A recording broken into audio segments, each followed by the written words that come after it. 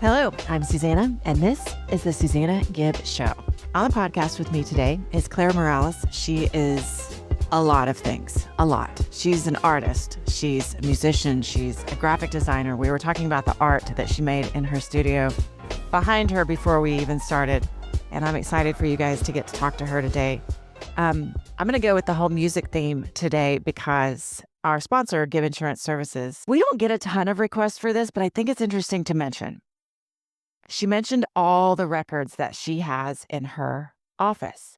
Records, albums, cameras, jewelry, art. We often schedule these things on a policy called a personal articles floater. We've even done somebody's Star Wars collection because it's things that have a very specific value. And so you want to go ahead and list them on the policy ahead of time. That way, if there's a claim, you can go back and say, hey, that particular David Bowie album was actually worth X. And then it's listed on the policy for X. And the underwriter and the adjuster says, oh, great, then we'll pay X. And so that's why it's important to list those things out on a personal articles floater. Thank you for being with me today. And thank you, Claire, for being with me today as well. Thanks for having me. I'm super excited to talk to you. I'm going to just jump in because I was reading some quotes about you, and D Magazine called you Denton's best young singer-songwriter. What did you think about that when you heard that? Were you like, I am a total badass? And how old were you when they said that? Yeah, I'm trying to remember. It was a few years ago, and I do remember some friends of mine kind of being like, "Young, you're not like." I think I was maybe in like my late 20s or early 30s whenever that came out. Yeah, it's always a little tricky to fully believe really positive, almost hyperbolic like praise like that. It's always like, oh, that's very kind, but I think I always sort of had this inkling in my mind that they're just like being nice, even though I know that's not the truth. Interesting. So I'm not going to ask you how old you are, but I can tell you I can't tell how old you are. It was interesting when you just said, well, I was in my 20s, because I was like, I think she's in her 20s right now. No, I don't mind saying I'm 35. Yeah, yeah. Wow. You have such a young whole demeanor. And I mean that very positively. Yeah, It's you. yeah. So the other thing I read is that you started gigging at 13. Hmm. Yes. When I was acting, I often worked with child actors. My kids actually worked on a couple jobs, and overall, I'm not a huge fan of this. I feel like it's really hard on kids because they're around adults all the time when they just kind of need to be kids. Sure. Um, and especially they're hanging around with adults. Like there were adults instructing my kids, and I was like, man, you can't talk to a kid like that. That's not the best way. They're not trained to deal with kids. But you were gigging at 13. When you think about that time now, how do you feel about that? Did you just And grow up so fast, or? I mean, in some ways, yes. I think, yeah, like performing and making art and uh, doing it in such a public way, in a sense, yeah, I think you do grow up a little bit quicker. Just being dealt with like you're the talent or like commodity or something. But also, I think it kind of does keep you young to yeah to just do what you're really passionate about and yeah. So I think it's a bit of a mix. What did your parents say about this when you were like, "Hey, mom, I'm gonna go to this coffee shop and I'm gonna play for some strangers," or were they like, "Let's find a coffee shop for you to play at strangers"? Yeah, I my dad played music and performed when I was a small child. So it felt very normal. It felt very like accessible in a sense. And my mom always wanted to help in whatever way she could. She did like talk to a local coffee shop and she sort of negotiated me out of getting paid at all, though I will say she was like, she's 13, she doesn't need money. And I was like, wow, like, cut me off the legs here. Yeah, just she but no, that they've always been really supportive and helpful. And yeah, I was a pretty shy kid, so having somebody to help advocate for you was nice. Yeah, my mom has always done that and my dad's always been very supportive as well. Let's talk about that. I was gonna get into that in a minute, but since you opened it up, how does a shy kid get up on stage in front of people? That's a great question. There's something about having a script that I find really freeing and liberating in day to day life. I don't always know what to say or do. I mean, and I've come out of my shell a lot since then, but I remember being a really small kid and just being like kind of lost for words. So having that plan almost where it's like, here's what you say, here's what you do. It I found it um to be really helpful. Yeah. And freeing. How would you practice that ahead of time? Would you write it out? Would you play for stuffed animals in the room or Yeah. No, I would rehearse a lot and just plan my set list and run it a million times, you know. Uh yeah, and I found that that always made me feel really prepared and yeah, I don't know, it's like it's a strange thing. It feels like standing on stage should be this terrifying thing, but I think it was so much more calming than the rest of life, you know, at the time. does how you prep now obviously you were 13 and now you've done how many gigs do you think you've done? Oh, it's hard to say. I would say it's definitely in the thousands somewhere, but I don't know. I don't know where. I'm not a great numbers person or dates person, but I know it's been quite a few. How does your prep how is it different now? What do you do now before you go on stage to, whether it's a small crowd, a big crowd, does that change how you prepare? In some ways, I mean, the biggest difference is having a band now. So I do feel more of a leadership role in a sense, or just having to, um, summon a group versus myself and prepare as a group versus solo. So that's changed it. We'll do rehearsals, and I just try to get really centered and calm, and I do some mindfulness stuff like little light meditation. I like yoga and Pilates and things like that, and I do think those practices kind of help the nerves and all that. But it's also something that I don't feel as nervous about as I once did. I think the confidence comes from the repetition. Interesting. How do you describe yourself as a leader? Like, do you have a certain type that you like to emulate, or is this something you're conscious of? I mean, I always try to be a good leader. I don't know that I have like a model, but it's more that I've seen the pitfalls around me. I see leaders who get really, self-focused or just, have more of a mind for themselves than their team. So I try really hard to just think like what does my team need? Like how can I serve them and like lead with that? I'm lucky enough to have graphic design and other ways to support myself. So it's always just like, top of mind that I need to make sure that my band gets what they need, just in terms of whatever we get paid and support and just not being so self-focused that you lose sight of, yeah, how everyone else is feeling and what they need. So I think this is we were talking about your t-shirt before we got Yes. started. Would you explain your t-shirt again if you would? Yes, yes. It says, "Sorry, Kid Talk. I'm thinking about the 1997 performance at Silver Springs, where Stevie Nicks stares a hole through Lindsey Buckingham." And it's a Fleetwood Mac shirt, and it's alluding to this performance where she is essentially just singing a song about him to him, with total eye contact at one point. And I mean, it is a powerful moment.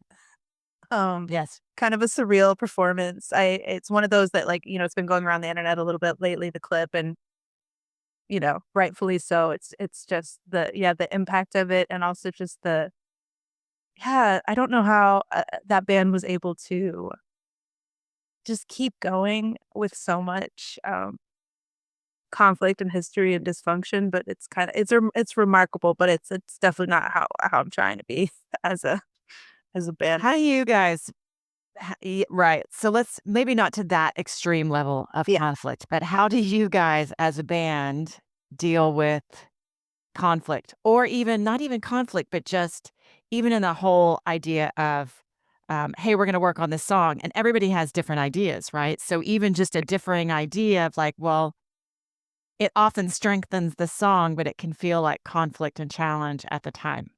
Yeah, you guys deal with that. I mean, I think I try to create an environment where it's like we are just trying to get to the best end product, and like, I try not to personalize criticism or feedback. and just allow everybody to like, let's try it. Let's see what works best. Like I often will arrive to practice with, fully formed songs. But there's always room for everyone writes their own parts. And, sometimes someone will say, this part's a little too long, or like, let's add here, let's take this away. And I think design school really helped me to accept feedback and criticism in a non-personal way, if that makes sense. So I try to just like summon that and create a culture of like, yeah, we're just trying to get the best end product. Yeah, the hard part about feedback is that you absolutely need it, right? Yes. You can't sometimes see the things. You need the feedback from somebody else, but it can be so hard to just set that aside. And there is an art to giving feedback, I learned throughout the Oh, years of, definitely. besides the sandwich method, which I think everybody knows, but just Mhm. the coming from a place of I'm going to help. And then again, telling people that are like, "Hey, listen, I didn't ask for your help. I don't want your feedback this time." Right? Or and then the other phrase I just learned was dream killing, which I think I may have been guilty of in some occasions where I thought I was just giving honest feedback and it was a dream kill. Oh, yes. No, I've done that myself. I think I've, gotten used to just receiving very clear, honest feedback, in my professional life. And so sometimes I'll just sort of like dish it to artists and they're like, whoa. And I'm like, oh, I'm so sorry. let me, let me rephrase that. Yeah. Yeah. Yeah. I think when I first got my agents, I was always scared to go in there because they were very honest about, wow, you look tired today, Susanna. What's going on with your hair today, Susanna? God. Yeah. And later I was like, if they were like, your hair looks good, I was like, oh my God. They're not lying. Right. Total honest compliment. You walk in and you feel like they see through you to whatever emotional thing. I was like, oh, I'm okay. Yeah. No, absolutely. That's very much how like design school was for me. My professors, like, I mean, there were some things that I'm like, that didn't need to be like that. They would just like bring scissors and cut up our work and be like, that's bad. Like or just like, yeah, I got used to some really harsh and intense and direct feedback then. So, So I'm going to go back to you and some of the quotes that I read about you because they call D Magazine, again, I'm going back to them. Apparently they love you. They called you a brilliant artist with one of the best live shows in North Texas. Do you feel pressure when you're designing a show? You're like, "Oof, okay, I'm going to bring more, right? Because they also said you have a fearless voice, you have a dramatic first impression. How does that change? Does it affect you, or is it just like I'm making my art and let the critics love or hate me as it is? yeah, I think it's more the latter, or I tried to make it Okay. more the latter. Yeah, I think I'm always just trying to make it better than it was the last time. And that's an easy metric to just be like, all right, let's just keep kind of incrementally getting better in whatever way we can. And I think, I think of tours and it's very iterative. It's like you're playing essentially the same set again and again. And it's a great opportunity to hone the little things and make things just that much better each time. So that's kind of the philosophy I try to enter in with. And I don't worry too much about what people say. I mean, if they were like, she has one of the worst live shows in Dallas, I might be like, all right, let's take some videos of us and like watch and figure out what's going wrong. But yeah, south of that, I just try to like, yeah, just make a show that I would like to watch and do my best and just get that much better each time. That's the goal. Well, I've had a good time looking at your graphic novel and listening to your music. Will you talk a little bit about the decision to, well, yes, tell me about this process and we'll get to, because we haven't talked about your new album or the book, but I don't know how to talk about one without the other and then the process of how you came up to it. So that's a big, ginormous question in one. Good luck. No, I love it. And I love, the way that you phrased it of just like not being able to talk about one without the other, because that was very much the goal. I wanted it to be just like this album and the graphic novel or companion pieces and complete each other. And I've always thought of art as like, you have all these mediums of expression, but it's all kind of the same thing, whether it's a song or a drawing. It's really just trying to express something. And so, yeah, I wanted to. I'm a very visual person, and I had this world in my mind, and I don't have the budget to create, like a movie of the album. So I was like, let's do a graphic novel. And it was a bit of like, writing a song and then visualizing it, or, drawing a series of scenes and then writing the songs that fit that. So it was a bit of like back and forth. I find it easier to, yeah, kind of give everything something to tether it, whether it's like the music or the art, they kind of inform each other. So yeah, the process was very back and forth, and the two were pretty linked, in terms of like creation. So tell us the name of the album and the book.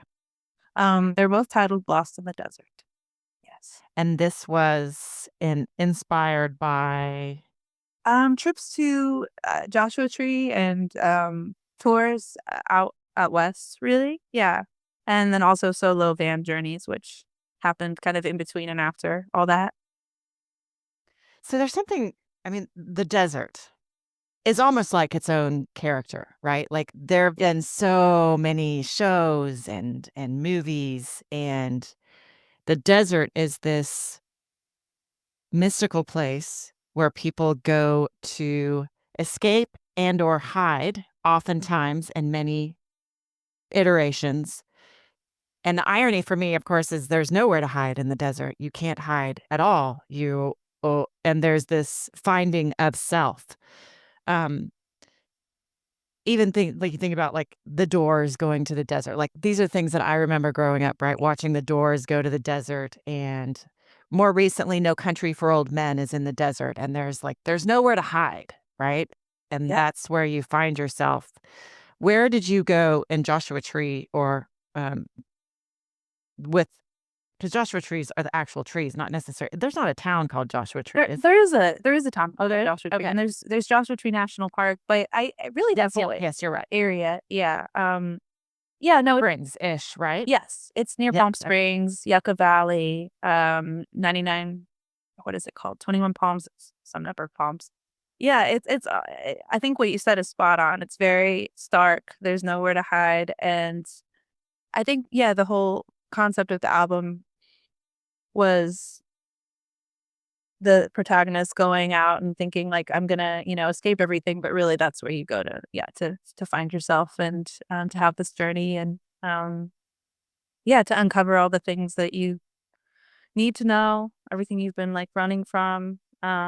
Yeah, that was the idea. And I mean, it definitely happened to me in a sense. Like I've always found travel to be really revealing of um, just the things I've been hiding from in myself and in the world. And yeah, it all just kind of comes out when there's nothing else. But yeah, the road.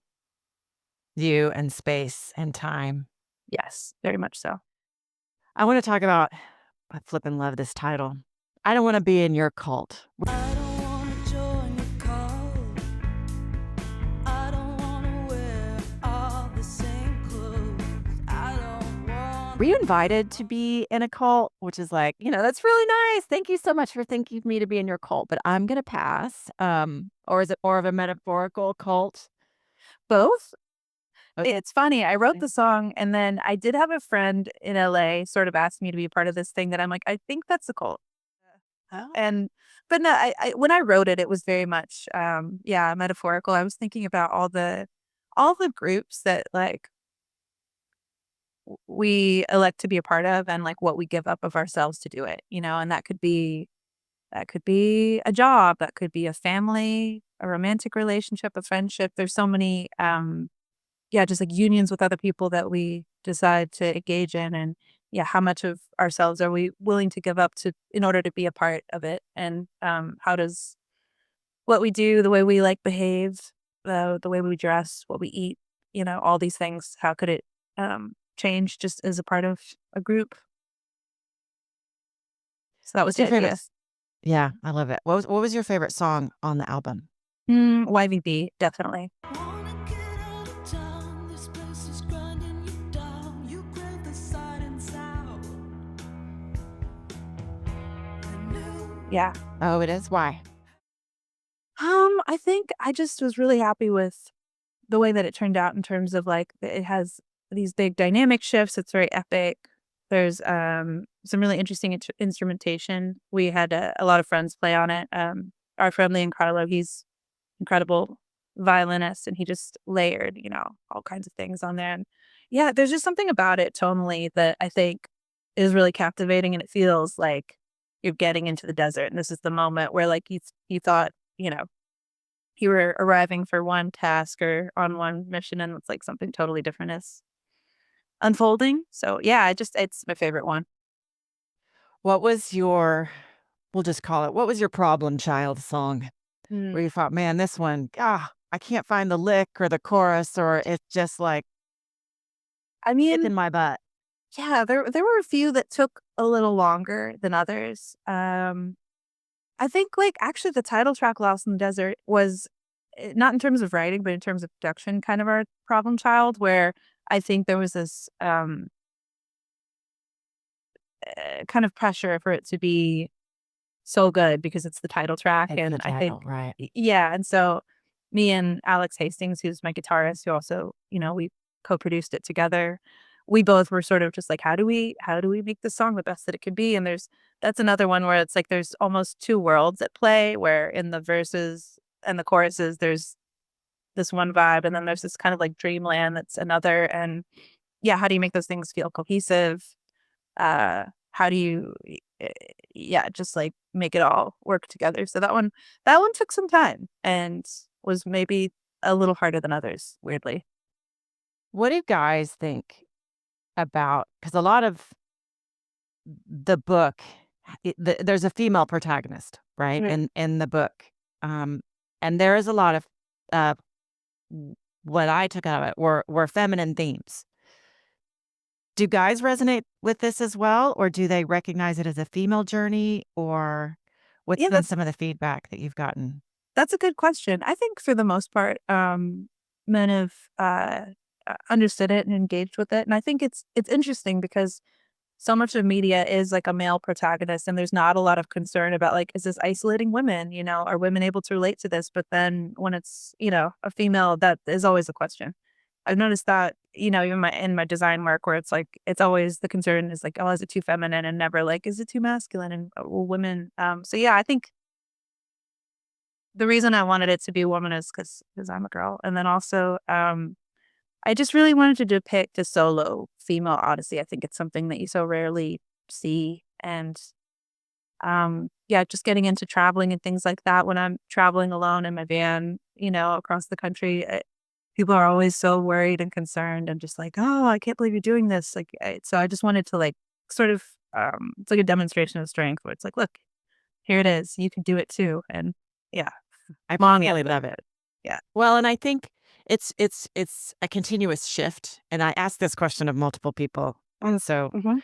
for those of you listening who've been with me for a while, bear with me as I go through this yet again. But the when I was first acting, they're like, well, women don't drive. The women aren't the drivers. They're not the economic drivers. So we're going to put the men in the leads and the women in all the supporting roles. And I think we as women grew up with male protagonists, and so we can identify it with male or female.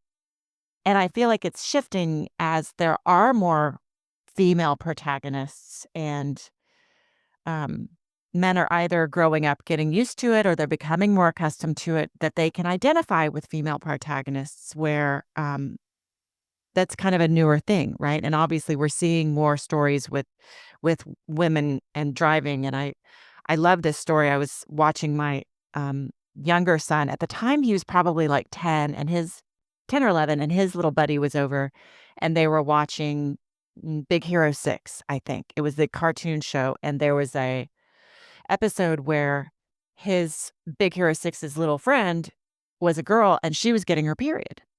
First off, I was amazed it was on TV, honestly, and that they were talking about it. And then I listened to these boys just go, "Oh yeah, my sister's had her period." And they just talked about it like it was normal. In my heart, Yeah, I love I loved it, right? yeah.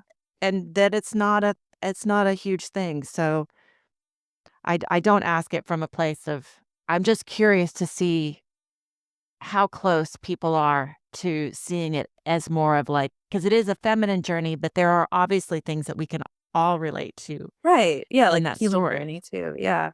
Yeah, no, I think that's a great point. And I think it's important. I think it's important for us all to be able to relate to and be curious about journeys that are not necessarily, us as the lead. And I think, like you said, it's like women have done that for so long, and it's probably a good thing for men to do too.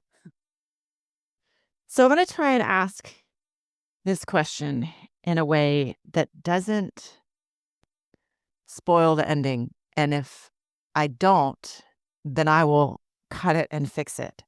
But um I the whole, I'm now a master Reiki. I don't practice with anybody, but I've seen multiple Reiki people throughout the course of it. And the one Reiki woman that I loved and resonated with has since passed on. And there are things that we did not get to finish. Like there were things that she was trying to work with me on that I tried to ask my second Reiki lady, and she was like, No, that's not a thing. And your book answered it. Oh, It was. It was like it was the answer to this question of, self and identity and labels. And I'm dancing super hard around not giving it away for anybody who's actually reading the book. So hopefully you understand where I'm headed with this, right? yeah, yeah, Because I was like, oh, there it is. This is the thing I've been talking about with everything. And I was like, this woman doesn't seem old enough to have had this really kind of interesting journey and to be able to put it into a book so beautifully. I was so impressed by this, and I'm curious how you obviously had this journey to be able to write about it, yeah. and yet you do seem very young for this, my dear.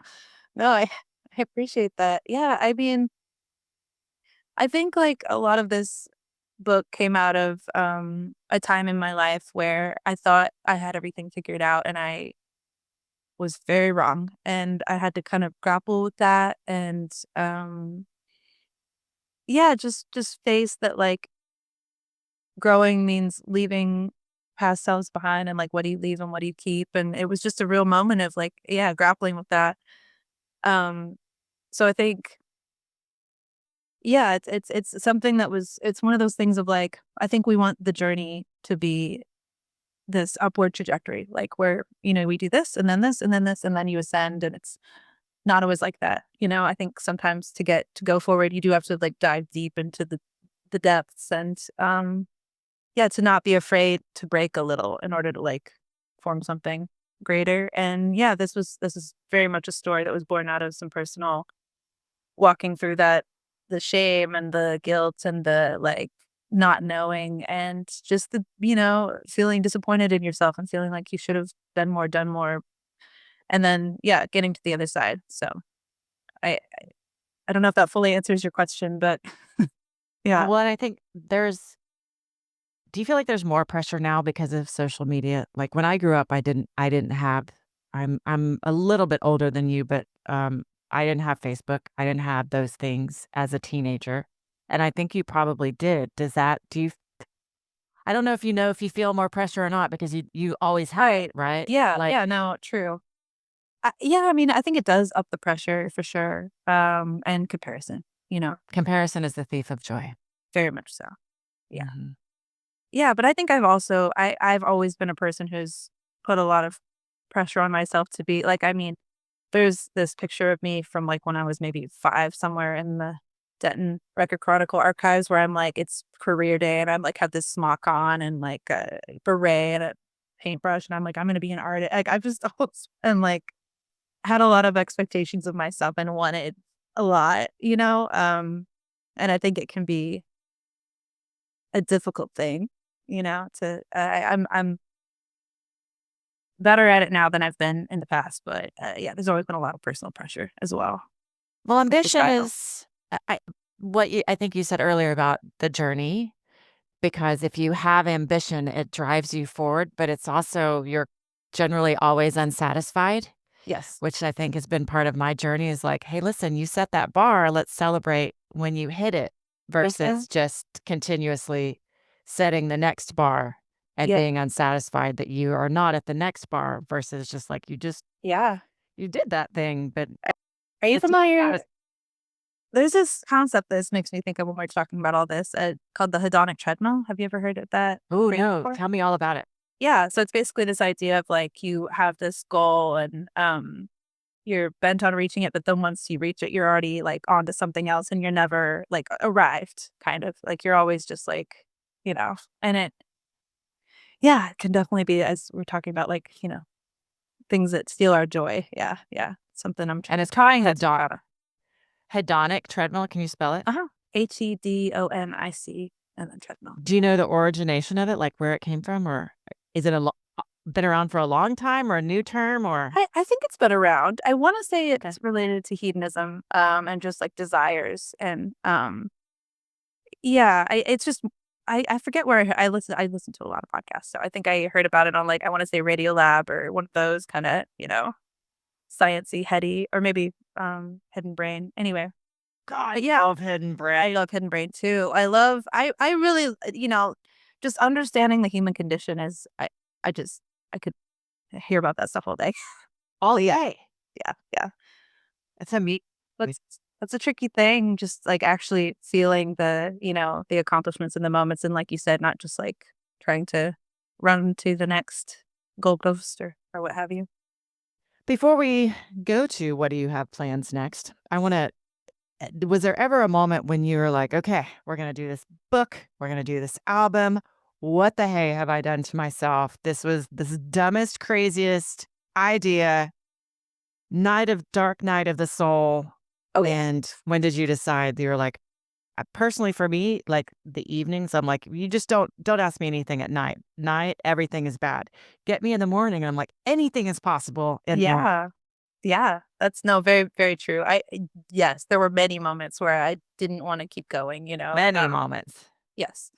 Yeah. I mean, the book was a lot to draw and a lot to write and a lot to, again, just to face, about yourself. Like, I think one of the hardest things about making art is just having to actually face what you've been trying to hide from because there's nowhere to hide from it in art. At least in my experience, it's like the one place I go to put things that have no other place. So it was the actual work itself and then also just the like mental work of, okay, like I'm going to write about this and put this out there and be vulnerable and actually think about it myself. And then, I mean, also I'm a self-funded, just independent artist. So like having to have those moments where I'm like, okay, I'm going to go order the vinyl and the novels and just, do all of it. And kind of just because I want it to exist, and, there was a lot of moments where it was hard to go on.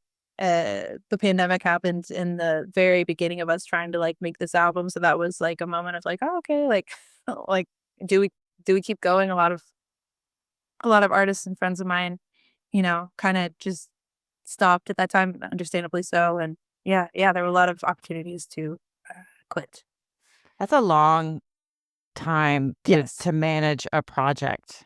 That's really, that's a long time. COVID was kind of crazy. It's been interesting to interview people how many after COVID there's like a before and after COVID at how everybody, I guess it was kind of like going to the desert during COVID. Yeah. You're going to find yourself because there's nowhere to go in your house. No, absolutely. And it's one of those things too that like I think a lot of things that were working fine and just sort of like chugging along stopped. And then you're just like left with like, how do I keep going? What does that look like? There's a quote from Hemingway that I love, and it's like, writing is easy. You just sit at a typewriter and bleed. Yeah. And I think about that when I write. I'm like, oh, am I bleeding enough for this piece, right? Because if it doesn't hurt just a smidge, then maybe you're not digging deep enough. No, absolutely. I think if you're not a little uncomfortable, it's like, yeah, you probably could push a bit more. And yet, how do you stay comfortable and uncomfortable?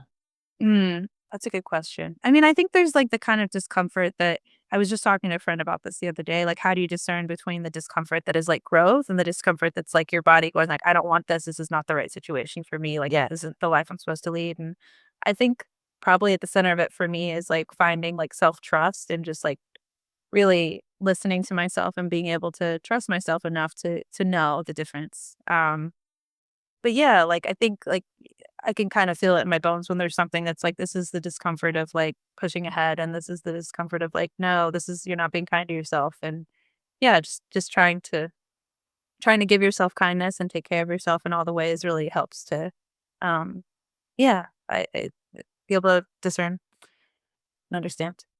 What is obviously you had this you're not done with this project even though it's out there, right? Because now you're in the we've got to promote this. We've got to what does that look like? Are you self is this a self-published book too?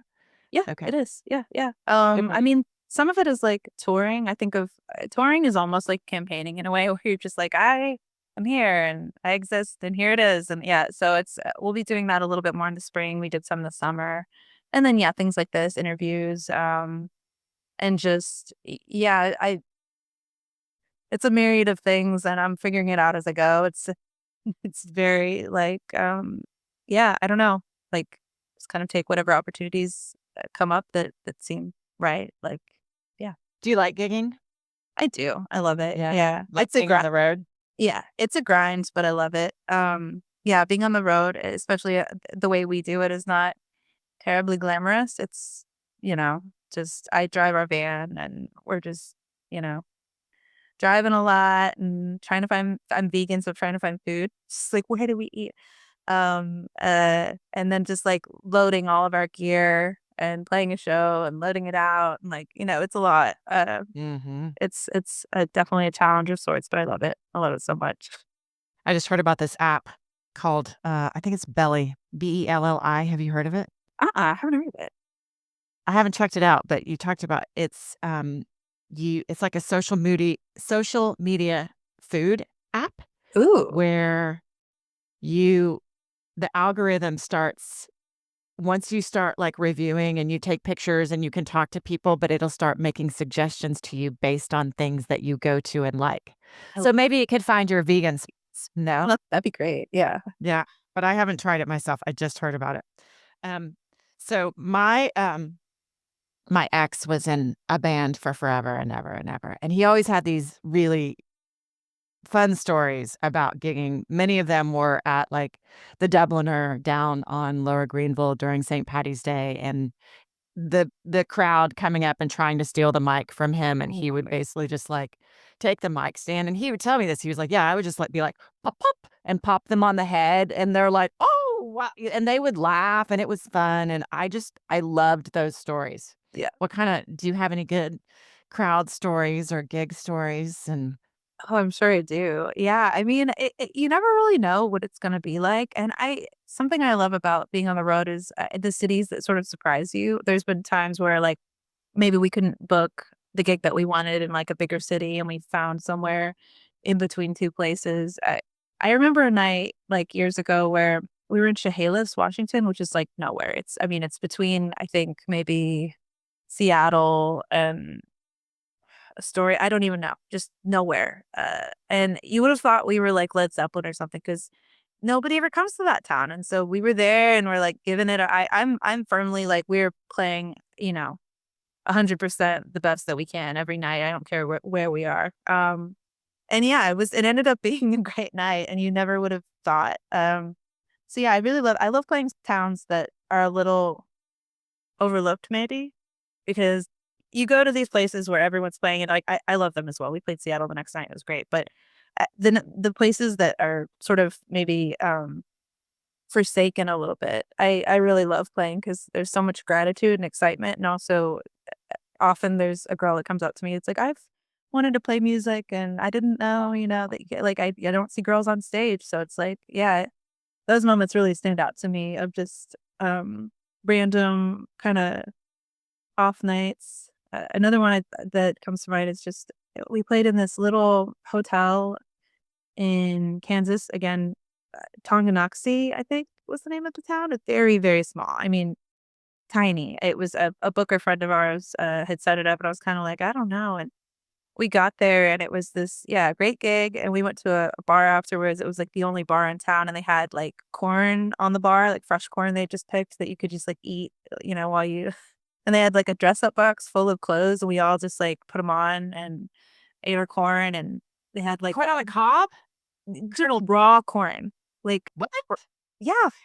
And it's just like, this is the most Kansas thing like I've ever seen, because we just, we were all dressed up crazy, and we like were eating our raw corn, and they had this like beer machine that was like a random beer, like you didn't know what you'd get. It was just a big lever, and you pull it and you get a random beer. I was like, what is this alternate dimension that we're in? Like, yeah, all of my bandmates who are guys are just wearing these dresses, and we were like, eating corn and like getting like every time they would pull the beer, that everyone would just like, drum on the thing, be like, oh yeah, it's just like what, where are Oh my gosh, you cannot write that. Like, you that's can't. amazing. Yeah, and it was great. I mean, like moments like that, like it just I always feel very like after tours, I feel very just sort of like people are good, and there's a lot of people out there that like are just willing to open their hearts and homes and like towns to you and just sort of like show you their magic. And it's just, I feel very inspired by it. And I get a lot of out of that on like a spiritual level, just to see all the good people in the world. So there's um acting on stage is very different than playing music on stage. Every actor is like, oh God, to be able to sing and be on stage is just like we all want, like those of us who don't sing, we're like, God, that would be the best. But when there's a moment when you're doing a show and the theater becomes like, it is so quiet. Nobody's Yeah. coughing, nobody's moving, nobody's doing anything. The energy is like totally translating back and forth. Mm. And then you're like, oh God, they're with me. They are so with me right now. But I have to think when you're playing music, it probably sounds different. Does it? Yeah, it does, but I could very much relate to what you're saying. Like, and there's always, I do feel often like when we get on stage, there's this sort of like people are looking and going like, who's this? Do I, am I in it? And you have to kind of like win them over a little bit, or like, just like reach them. And I often will choose like an opening song that I just feel like is very impactful and sort of an attack where it's like, here we are, like this is what it is. And like, come along if you want to, because I think it's very important to like work off of the energy of a room. And just try to get to that place that you're describing of connection and of feeling like everyone's, in it. And there's definitely those moments at live shows where you feel like, we're all right there. Do the live shows support record sales? Or do the record sales support live shows, or is it just part of the whole? Like, do you make enough money on the road? I mean, like we could always make more, but I do feel like merch sales are a big part of how we're able to do it, because I otherwise and record sales, people love t-shirts. It's crazy to me. I'm like, here's a t-shirt, or here's this like magical disc that's like all of our art, and they're like, I want the t-shirt. So it's like like you just kind of it all is kind of symbiotic in terms of like just sustaining and supporting. And sometimes people will be like, oh yeah, I heard your record and I came out to the show. So it just it does go back and forth like you say.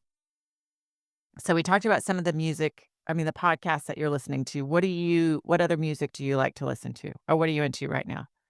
I mean, it's all over the place. I've been listening to a lot of kind of like 60s, 70s, like French girly pop lately. I just love cooking and cleaning my house to that sort of thing. Linda Perhacs is someone I've been listening to a lot lately. She's 70s like psych folk artist.